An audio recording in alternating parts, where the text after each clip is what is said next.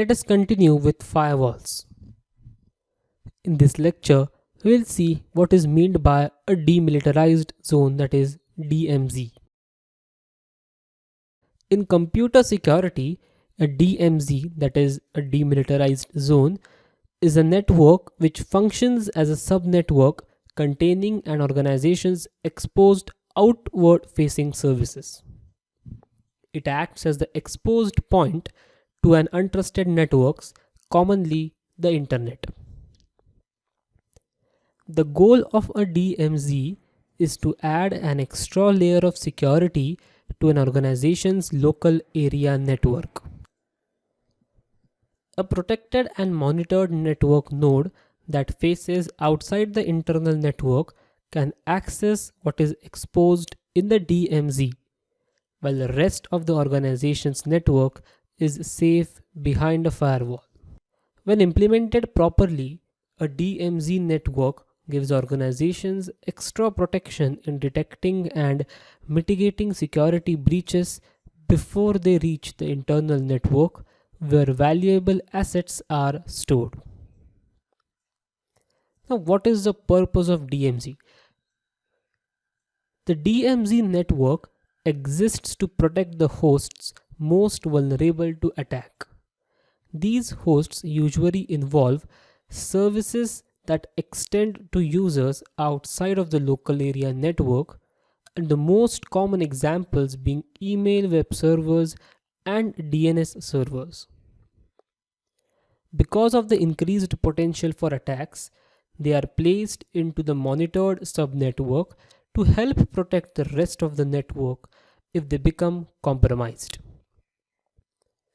Hosts in the DMZ have tightly controlled access permissions to other services within the internal network because the data passed to the DMZ is not as secure.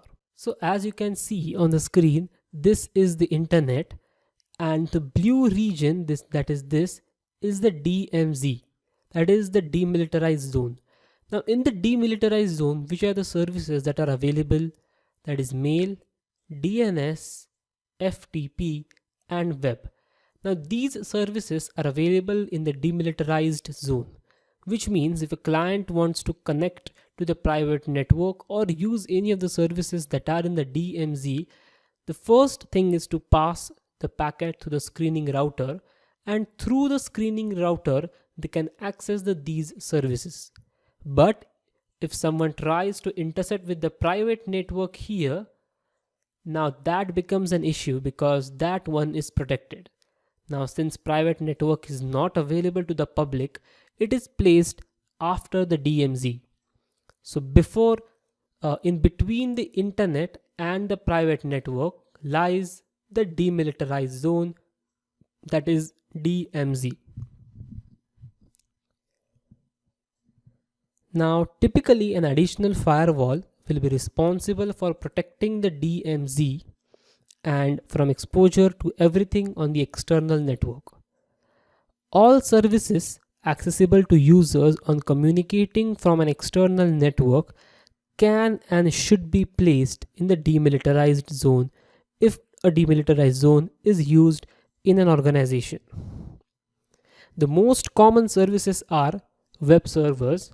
So you can see Bayesian host web servers, then is mail servers, that is mail servers, FTP servers, and then DNS servers. Now web servers are responsible for maintaining communication with an internal database, and they may need to be placed in the DMZ because some web services are also required by the clients which are outside the private network, that is the internet. So these are the common services which are provided inside the perimeter of DMZ.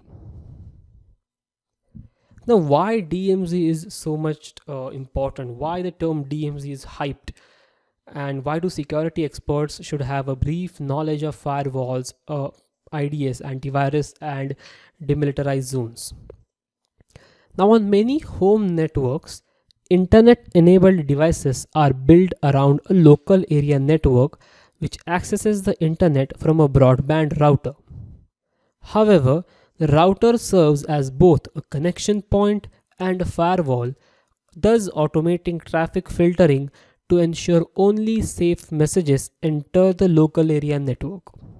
So, on a home network, a DMZ can be built by adding a dedicated firewall between the local area network and the router. While more expensive, this structure can help to protect internal devices from sophisticated attacks, better protects the inside devices from possible attacks by the outsiders. DMZs are an essential part of network security for both individual users and large companies. They provide an extra layer of security to the computer network by restricting remote access to internal servers and information, which can be damaging if breached. In the next lecture, we will see how to evade the intrusion detection system, that is IDS evasion techniques.